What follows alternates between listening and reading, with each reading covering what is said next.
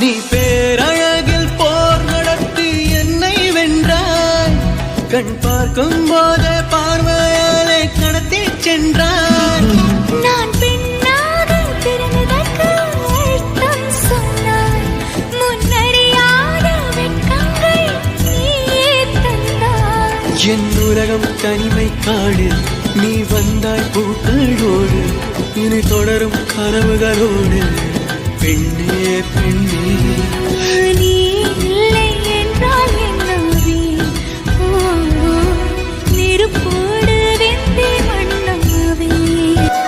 உன் கருங்கூந்தல் குழலாகத்தான் எண்ணம் தோன்றும். உன் காதோ